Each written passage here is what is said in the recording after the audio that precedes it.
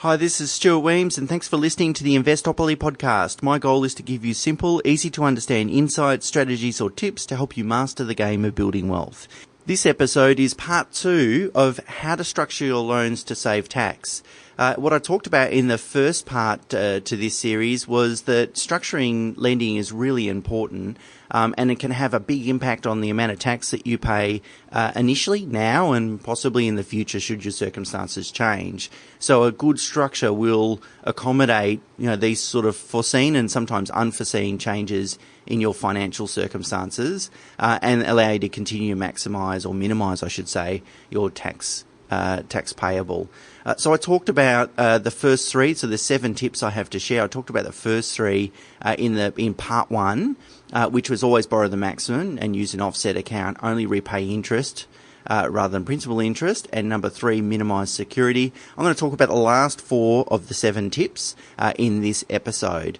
So tip number 4 is diversify lenders. Again, putting all your eggs in one basket, probably like most things in life, doesn't make a lot of sense. Diversifying lenders can provide some pretty significant benefits. Firstly, the bank that keeps the banks honest. They know they haven't got all your business, so that's good. It also means that you avoid the impact of all monies clauses. All monies clauses in mortgage contracts suggest that they can consolidate debts and they can consolidate securities, so the bank then has a lot of control. You can play them off against each other. You can control bank valuations a little better, and it really just puts you in the driver's seat. So I think and I'm not necessarily totally against giving one lender all your business. I mean, sometimes you can negotiate a better deal by doing that, but diversifying lenders gives you a lot of flexibility, particularly through an acquisition stage. Number 5 is avoid cross-securitization. So cross-securitization is a big word, but essentially what it means is you've got more than one property as security for any one loan.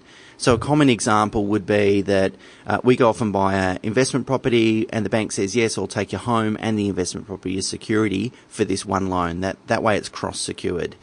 There's a few downsides to doing that. It doesn't allow you to maximise your borrowable equity because you can't control valuations. All the valuations of all different properties will impact on your borrowing capacity, and you might not want to revalue all your properties at any one particular time. You're tied. It'll tie you to a particular lender and really make the structure quite complex. So possibly it might retard your ability to sort of take one loan away from a lender because another lender is offering a great fixed rate or so forth. So it reduces your flexibility. You have no control over sale proceeds. So if you go and sell a house and you've got your lending cross-secured, the bank will then control the sale proceeds and might force you to repay the loans or other loans that you might not otherwise want to do so. So avoid cross-securitization. Number 6 is never mix business with pleasure. So separate loans by purpose and by investment. So by purpose is investment or owner-occupied, investment or non-investment. Don't mix those two purposes. And then separate by investment. So if you've got an investment property, have that in a separate loan. If you've got some share investments, have that in a separate loan. Don't mix it all up. Split it all out so that it's easy. Remember, you as the taxpayer, it's incumbent upon you as the taxpayer to prove to the ATO the deductions that you're going to claim. Now, if you can't prove it, the ATO will deny the deduction. So the onus of proof is on you. You need to make sure your lending is structured correctly. Number 7, and the last tip, is stagger fixed rates. So if you're going to have fixed rates because you want to manage your interest rate exposure, which makes sense, don't go for one particular term. Try and spread your money over a bit of time so that all your fixed rates don't expire at one particular point in time. So you might have, say, a third variable. You might have a third fixed for 3 years and a third fixed for 5 years. That way, in 3 years' time, when that 3-year money matures, you can then decide, do I want to remain variable or do I want to fix it again, and so forth. So your maturity periods are overlapping. It's just good interest rate management.